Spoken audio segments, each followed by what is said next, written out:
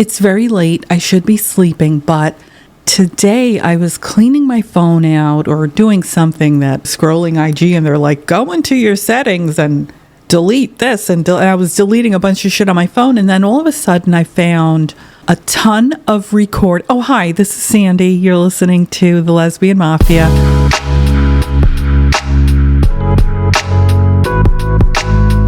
So, and I found all of these recordings that were still in my phone that I did during therapy sessions during the time that I was away after I had to leave the podcast behind back in 2012. Well, I'll explain that in a minute, but so I found all of these recordings, and I knew at the time, like I had full consent from her to record my sessions. And I remember thinking, after a few years of doing this, I remember thinking, oh, maybe I'll post some of these because I think, they can kind of in a way tell a story. So what I think I'm doing here today is I think I'm introducing maybe like a sort of series. I don't know.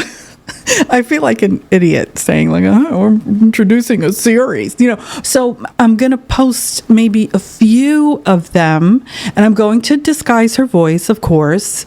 So I found them, but they're all out of order. That's what's very annoying is they're not in the order, like week by week. So I'll go through them, and then I'll post them as they seem relevant to what I want to do here. So I don't even know if I'm explaining this right, but...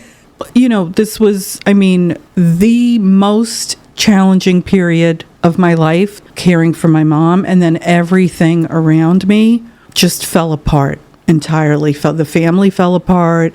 I kept my friendships, but, I was kind of MIA because there's no space for a you when you're doing what I did. But, I did manage to turn to therapy. And that was, I would say, probably a lifeline for me. So, we tackled a lot of stuff like the family dynamics and stuff that's going on in these moments in the nursing home and the constant challenges that happen on an hourly basis, basically, when you have a parent in a nursing facility. Or let's start by saying when you have a parent who has been diagnosed with, very serious long-term illnesses like dementia and Parkinson's and whatever. All of the shit that goes along with that. But so we talked, some about that and burnout, how I had to stop doing my podcast when it was I had to stop when it was at its peak of popularity, 10, 11, no, it's like 12 years ago now. I was going to decide like, well, what do you want to do with this? Where do you want to take this? And I really probably could have taken it somewhere at that time. You know what I mean? But so I had to leave that behind. That was a dream that just kind of vanished. That was just one of like these major losses and disappointments that I had amongst many that were even more serious than that. But, maybe I'm going to post these. I'm going to think about how many I'm going to post. I'm so unprofessional. I don't know how to do these things. Do you know what I mean? Like, it's just me, and I'm just winging this shit and just trying to present something. But, these therapy sessions, they were a place where I could just be amid all the chaos that was happening in my life, because that was something out of this world. So I'm hoping that maybe it'll tell the story, because it's so hard for me to tell the story, and I'm an unmedicated ADHD person, so I have continuous racing thoughts, and so it's very hard for me to do stuff the way normal people do, when you present things and you organize and you write. I know people, when they're going to do a podcast, they write out a whole, not a script, but like an outline. Like, I don't do any of that shit. Sometimes I'll grab a tissue paper and I write a few things that I want. Like, if I'm doing an interview or something, I'll write down a few things that I want to ask. But other than that, I am so unprepared for everything. But it's because preparing gives me too much anxiety, and I have too many racing thoughts, and I don't really have any like knowledge of how to do this shit. Like, I could look up shit online. How do you do this? And now you could get so much information and stuff, but still, it's just, this is a one-woman show. So I feel like maybe if you if you guys hear these therapy sessions, I'm hoping that it's going to shed some light on what it's like to just suddenly have a piano dropped on your head and, oh, now you're a caregiver. Really? And you're trapped in a role now that you don't have any choices. I mean, unprepared isn't even the word, but, you weren't prepared and there's no way out. And for many of us, you end up with no real support system. And for me, I had almost no support system at that time. And, this is deeply personal, but I think it's important, and I have a lot to say about therapy. There is a lot wrong and a lot can go on behind closed doors, and a lot does go on behind closed doors. So I'll just leave it at that. But there's good and bad, right? With everything. It's the same thing with therapy. I'm not one of these people that thinks therapy is like, oh my God, like that they're, holy figures and stuff. Like, I don't think elevating therapists to that level, I think that's a bad idea. But that said, I did gain a lot from having a therapist who really, she really cared about me. So that I'm certain of. And I'll talk more about maybe the problematic issues in the future. But right now, I'd like to stay focused on this aspect. My relationship with her was 7 years, and she fully consented to the recordings. I think she even liked it. I don't know. And she was going to be on the podcast, but then COVID happened and a lot happened, and our paths really, we went different ways after COVID. And, that's unfortunate. And I'll talk about that maybe at another time too. But so I do want to say, like, her guidance during those years, she did come into my life and she really did walk with me. And at times I'd say she even carried me entirely. So, and I hope it resonates with anybody who's ever felt stuck in a situation or a role that they didn't choose and that there wasn't any way out. Well, honestly, I don't know who has the finances to have nurses around the clock when you have a loved one who is completely incapacitated. And then it's like the slow descent into being completely incapacitated, all of the changes during that whole entire, and that takes years and years and years. And, it's just, my God. But if you can afford to pay 3 nurses 8-hour shifts and then pay for their health insurance, then sure, you won't have these problems.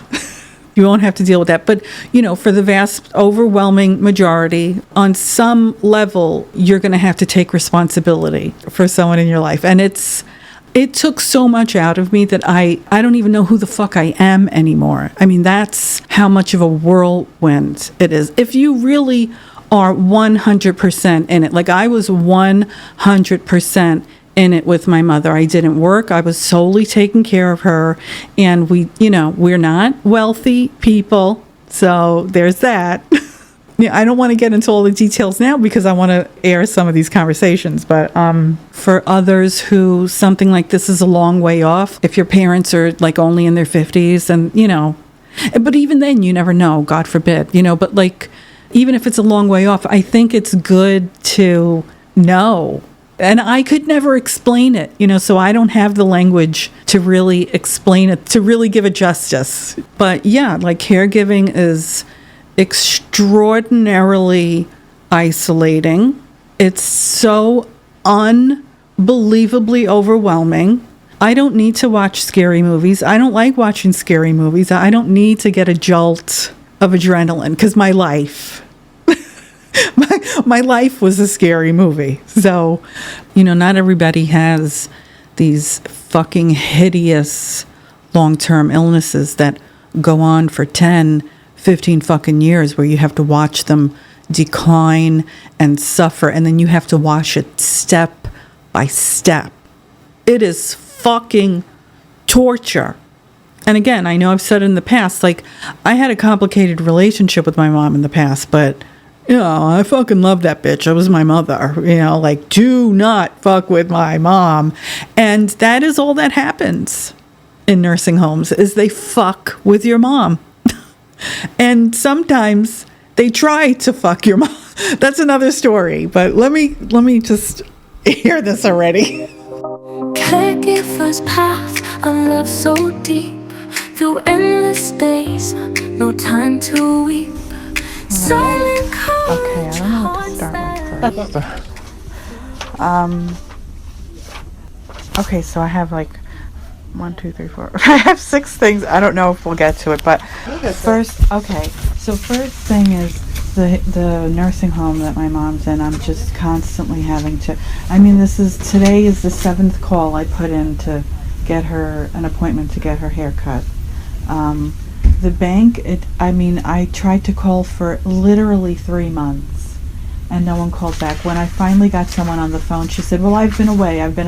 They're always on vacation. And then last time, you had given me very good advice to have a psychiatric emergency. It never happened. And I call every day. I mean, I don't know. Other than going in there and turning tables over, what am I supposed to do to? That's unbelievable. So finally, one of the nurses got back to me today and said that the psychiatrist saw her last night. They're going to up her Zoloft from 50 to 75. Okay. It had to take that long? Right. And she said, "Did the psychiatrist call you?" And I said, "No." So she gave me the update, and they still didn't call. I mean, it's just the level of just, I don't know what it is. Total disregard.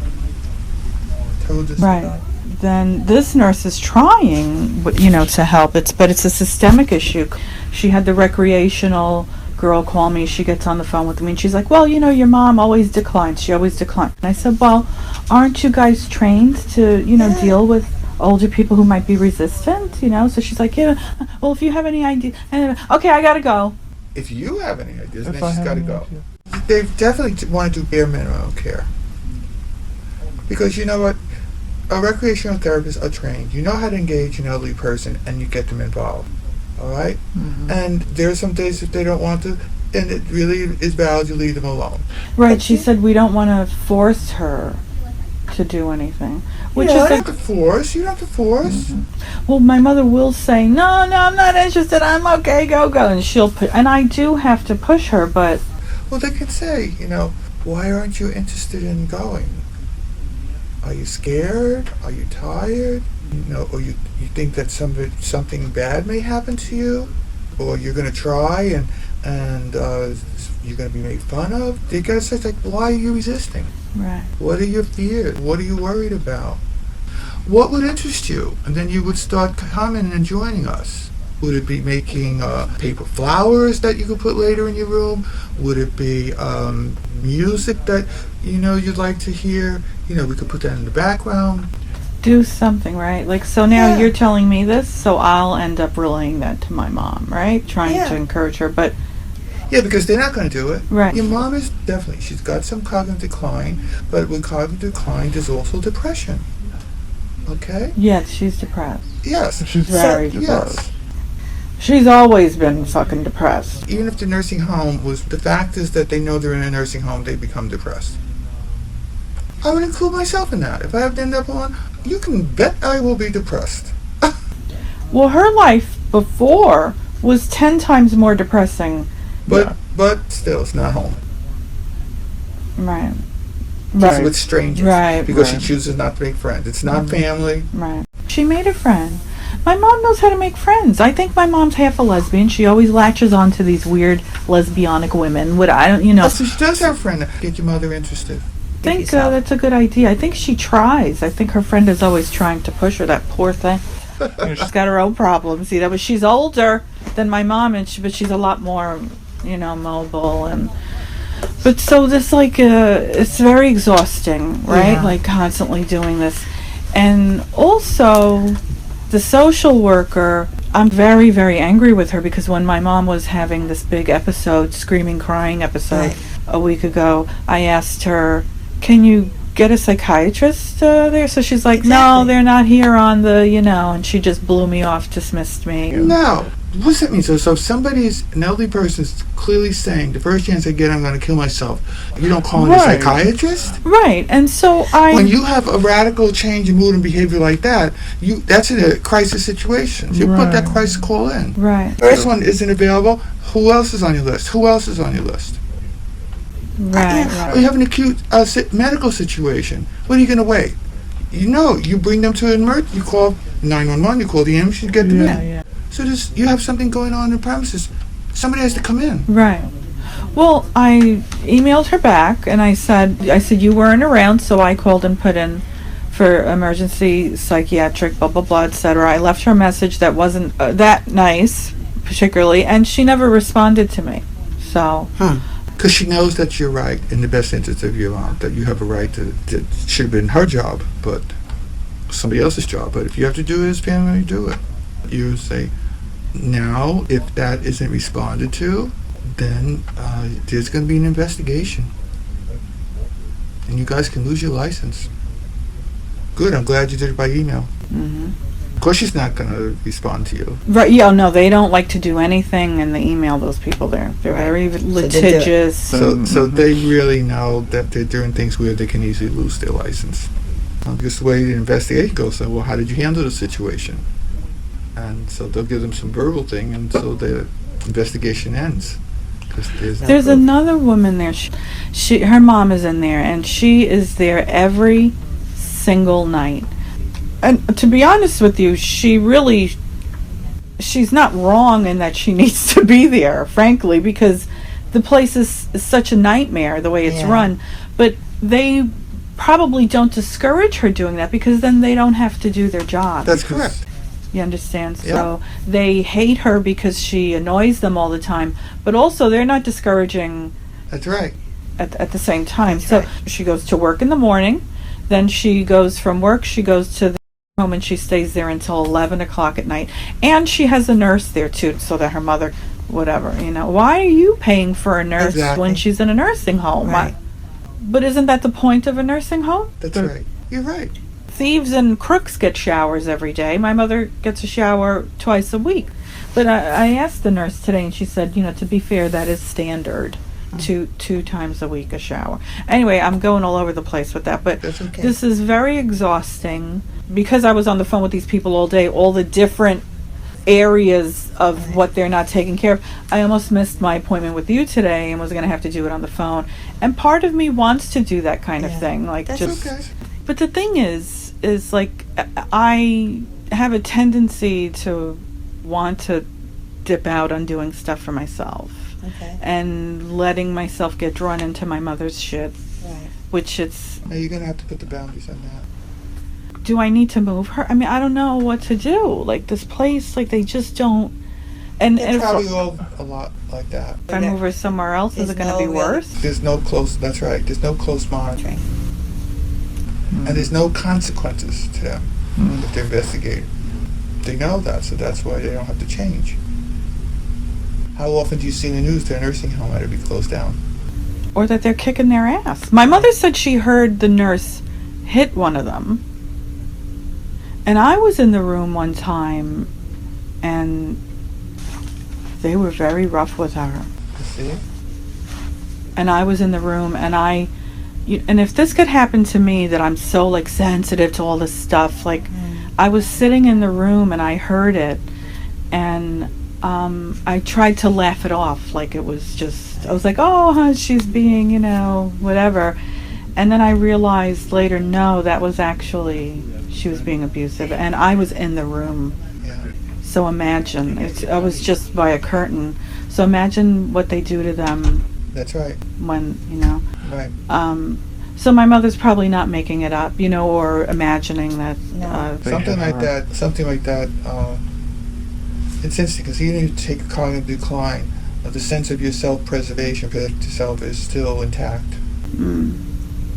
Right. So you'll see them cry, or you'll see them that they're hurting. Yeah. They experience pain. So that's for self-preservation. That stays with them to the very moment they die. Yeah. And she died so peaceful. She was such a beautiful presence in the room. It was so weird. Like, she didn't exist. But like I would say, hello, Catherine, and if you would catch her eye, Yeah. then she would pay attention to you. Yeah. It's so weird how that... Yeah. What So you're is worried that? about if your mom has ever... Right, if mistreated. something happens to Right. me. The nurse told me, you call us, and she said, but then we say, well, why didn't she tell us? So which part of me is like, yeah, I know my mother has a tendency to do that, right? So, but at the same time, I've been there. I know how hard it is to talk to you people, That's Right. just to get you to do something. So, Right. I'm very exhausted dealing with my mother's shit. I'm very tired because it's not just that. Then I have to deal with her phone calls and her crying, and she's depressed and she can't go to the bathroom and this and that. The nurse said that her constipation is part of the condition, her mental condition, her depression. No. That's bull. I know What it's kind- is not. that- Part of her cognitive decline. Well, like it's so sudden, Right. So what are you talking about? And I know that that's bullshit, Dr. Kerr, but what am I supposed to say? I know. Just say, do you really want me to believe that? Please respect my intelligence. Then I have to turn this into a conflict, because you're throwing stuff like this at me that my mother can't take a shit because she's depressed. Right. But so I'm tired, Dr. No. It is a burden. It is a burden. I was lucky because my sister and I could, share it when we had to make that decision for my mom. Okay, but we did luck out, though. I pulled most of the weight financially, but that's okay. It was a minister who had a nursing home, and there were only 15 residents. Okay, and all the staff were very religious. That was their preaching. Obviously they're looking at it from the point of a paycheck. These look from the point that this is their ministry to care.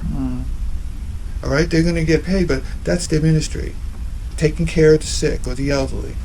All right, that makes sense to me because in Catholicism that was one of our works of mercy. You have to care for the sick and the dying. So I became an American Red Cross striker for that reason. That was it comes from caring. What they care about is the paycheck and sitting on their butts. And going on vacation. Yeah, they're always on vacation. I don't know these people. I don't know what's going on there, but And in the meantime, they're dipping into the funds that are meant for the residents. yeah, there's a lot of stuff going on there. I don't know. They changed names, and then they changed back to the... I don't know. There's a lot, and there's some weird stuff going on in there. I don't think... I don't know. I don't know what's happening. Yeah, and the other thing that they don't get investigated because they're kind of under the umbrella of separation of church and state. Right. So it's like going into Calvary where Trying to overload Right, right. they're not going to go in there because it's separation of church and state by our Constitution. We have to be invited in, but if they say no to us, that's separation of church and state. I don't even understand how any of it works. I can't keep up with everything with her. Tremendous responsibility and burden. And I thought it would be less if she wasn't home. Sometimes I feel like, you know what I'm saying? Bring her back home. Yeah, but the reason why I ended up putting her in there is because her insurance wouldn't pay for a nurse. Max was 4 hours a day. Right. If I was in a different position... You're being the social worker, you're being the nurse, you're being everything. Right. And I feel like I'm such boring conversation now. I just feel like, what has my life become? It's just all misery every day. There's nothing that I really look forward to. It's just every day I'm having to deal with so much. So I just wanted to talk to you a little bit about, because I told you I've been dipping in, but I've only been doing a little bit of writings here and there, because I haven't really done any of the radio program. But so I had posted that I was listening to something on NPR, and then this think tank that I know the guy, but we used to be friendly, and then he didn't like my politics anymore, so he just flat out rejected. So now they're attacking NPR. Even NPR cannot possibly be further. They have gone off the rails into Looneyville left. It's so, you cannot question anything. You just can't question it. It's just, we are not going to debate. That is it. That's so. And I know you told me, well, maybe try to wait until the tide goes. But what if the tide never goes? And I also feel like if I'm telling you, nobody's saying anything. They're too afraid. And I know, and they're scared. When I say something, I don't get any support. Like, they're very scared. So if I don't say it, then it just doesn't get said. Then it's that you're mean. You're hateful. That's your hate. That's that whole thing. They've, subverted everything. So now they're the victim. I use comedy with people who have history of trauma. Right. Painful medical issues. That, it's therapeutic. And I let patients know that I'm a very unconventional psychologist, so be prepared. Right. It's not that I'm not empathetic pain, but I'm going to try, I want to see that beautiful smile. I want to hear that chuckle. Right. Come on, you're in the 4th stage of cancer. I'm called in because you're expressing suicidality. I got to come up with something quick to be unconventional. Right, there's a joke right there. You're suicidal and you're in the 4th stage of cancer. There's plenty of jokes to be made there. But You'll see that. You'll be able to make an impact. Who are the best comedians? The ones who are the most... the only better way to say, they're the most vulgar. Right. They talk with a raw honesty. They don't mind playing with in shit. Right. Who was that wild one? That black guy who put his hair even on fire and lit up a cigarette. Oh yeah, Richard Pryor. Yes. I mean, they all look to him. And the establishment, or even in his profession, they really tried their best to not make him a public figure. And for whatever reason, he got lucky, or he was smarter than them, and it didn't matter. Right.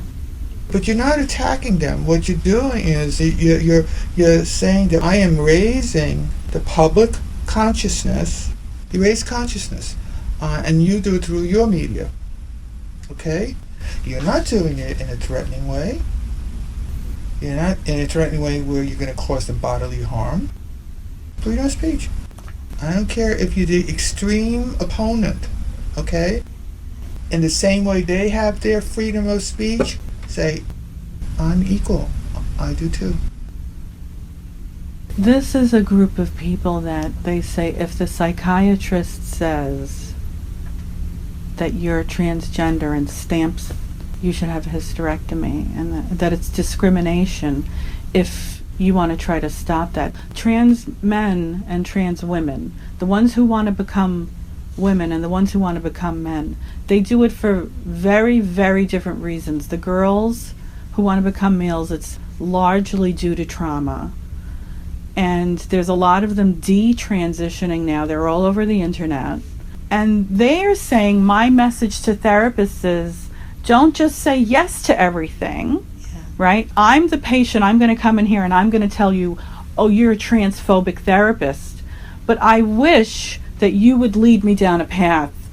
Oh, really? You were raped in college and now you hate your body and want to be a man? Can we talk about that? Rather than just saying yes. So who is responsible for how these kids are being treated? Who is responsible for this? It's unclear. If I was to come into you and say, you know what, I feel like a man. Right. I want to get a hysterectomy. I want to chop off my breasts. Everything. You got to sign off on it. But shouldn't you question what has happened in my life up to this point? Yeah, I would never sign off. Right. Because I have to be non-judgmental. Okay. What I would do, because if someone came to me and wanted to be cleared for hysterectomy, okay, because I would have the power, like medical clearance, and they say, well, we need this. You need to clear, so otherwise the doctor won't do the hysterectomy, won't do the mastectomy.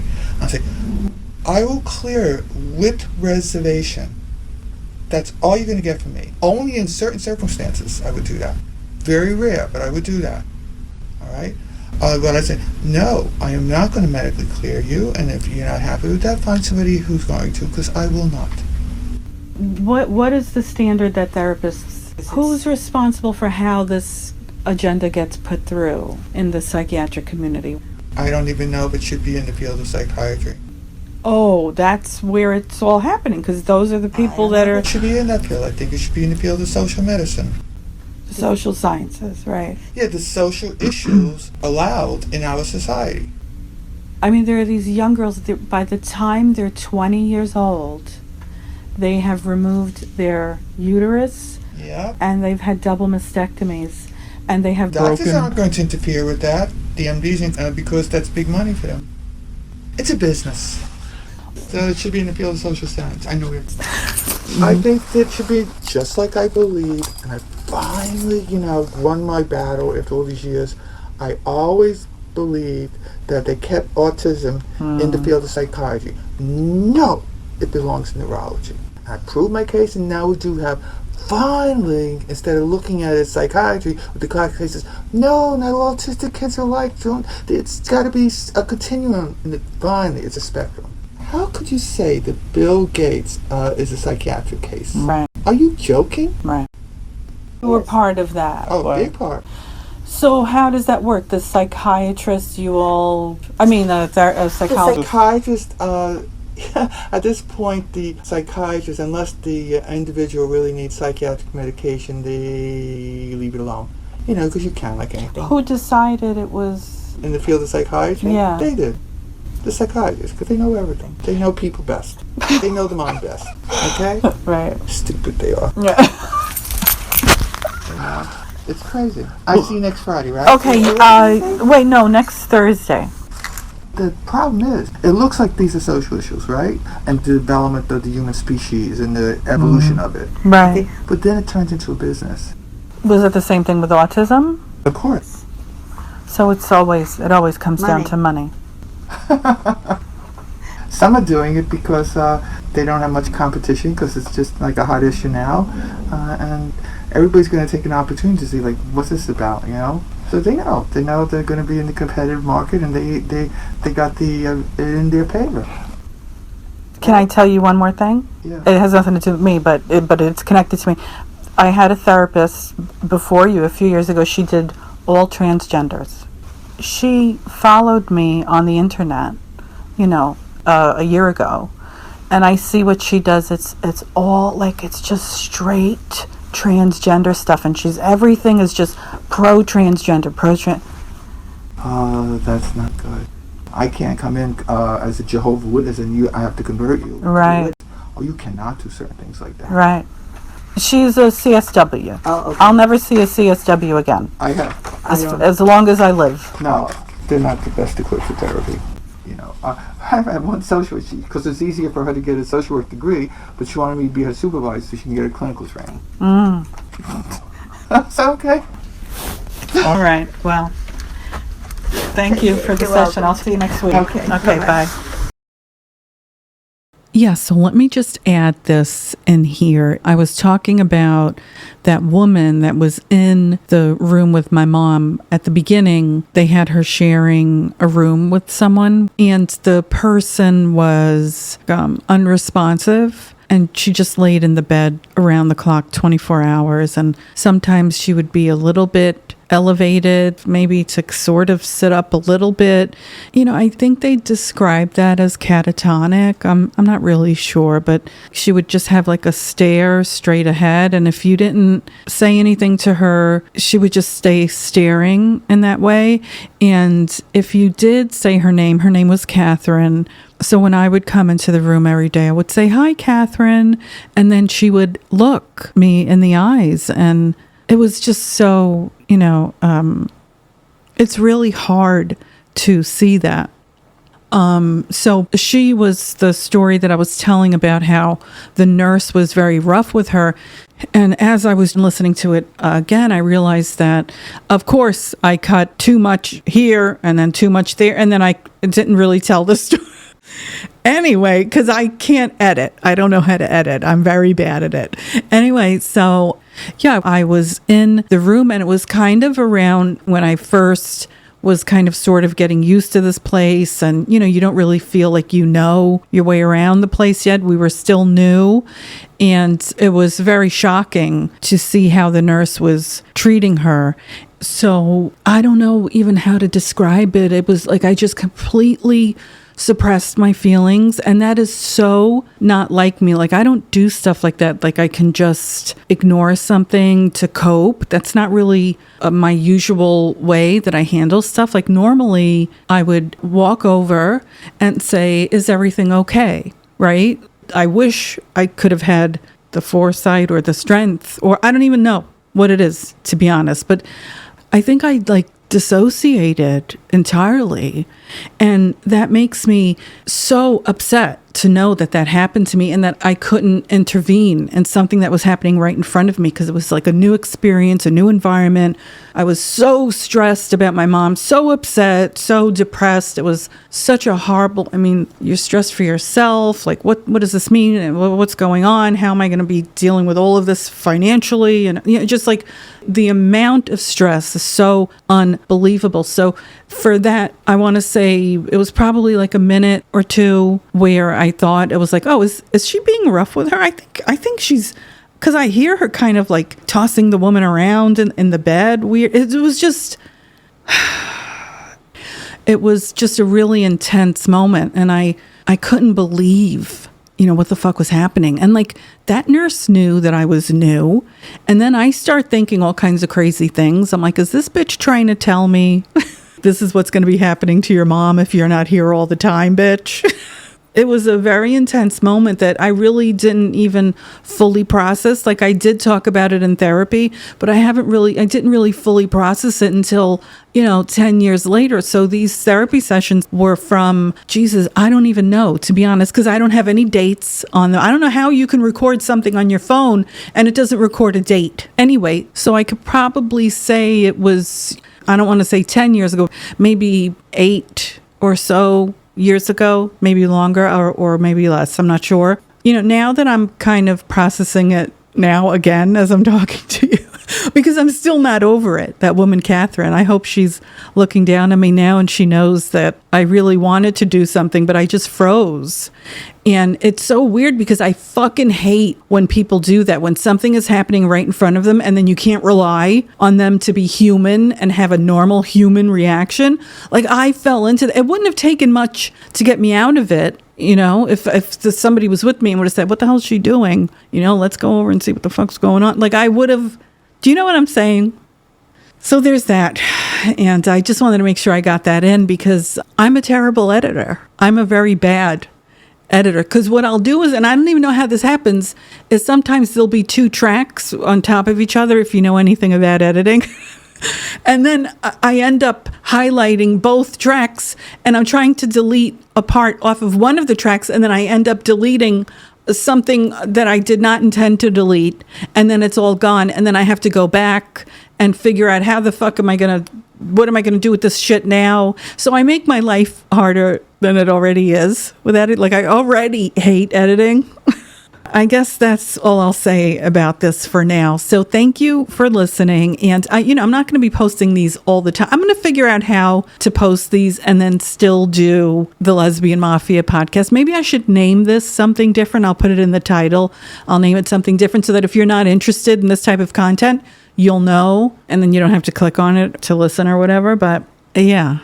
Well, again, thank you for listening. And if you want to reach out, you could get me at info@thelesbianmafia.com. I'm on Blue Sky at The Lesbian Mafia. But anyway, that's enough from me for now. Toodles. Dreams defer.